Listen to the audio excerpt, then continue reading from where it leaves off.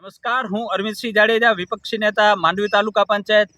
આજે જ્યારે સાંભળવામાં આવ્યો કે અબુધાબીમાં એશિયા કપ રમાઈ રહ્યો છે, એમાં ભારત અને પાકિસ્તાનની મેચ છે. આ આપણા ભારત દેશ માટે ખૂબ જ શરમજનક બિના છે અને આ મેચ તાત્કાલિક અસરથી રદ થવી જોઈએ, બંધ થવી જોઈએ. જ્યારે પાકિસ્તાને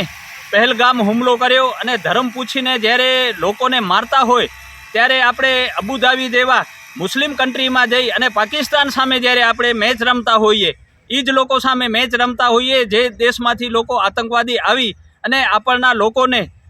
ધર્મ પૂછીને મારતા હોય અને તેમાં ખાસ કરી અને મહિલાઓની સામે એના ઘરવાળાને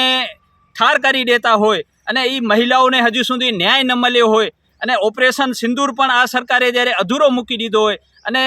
રૂપિયા કમાવા માટે થઈને જ્યારે BCCI અને ભારતીય જનતા પાર્ટીની જે આ સરકાર છે, જે મોદીની સરકાર છે, એ અબુધાબીમાં જઈને મેચ રમાવતી હોય એનો અમે વિરોધ કરીએ છીએ અને આ એશિયા કપની મેચમાં ભારતે બોયકોટ કરવો જોઈએ. તાત્કાલિક અસરથી આ મેચ રદ કરવી જોઈએ એવી અમારી માંગણી છે. એક બાજુ તમે હિન્દુવાદના નામે મતો માંગી અને સત્તામાં આવતા હો અને બીજી બાજુ તમે પૈસા માટે થઈ અને અબુધાબીમાં જઈ અને પાકિસ્તાન સામે તમે મેચ રમતા હો, પાકિસ્તાન સાથે તમે ઇલું કરતા હો, તો અમે આનો વિરોધ કરીએ છીએ અને આ મેચ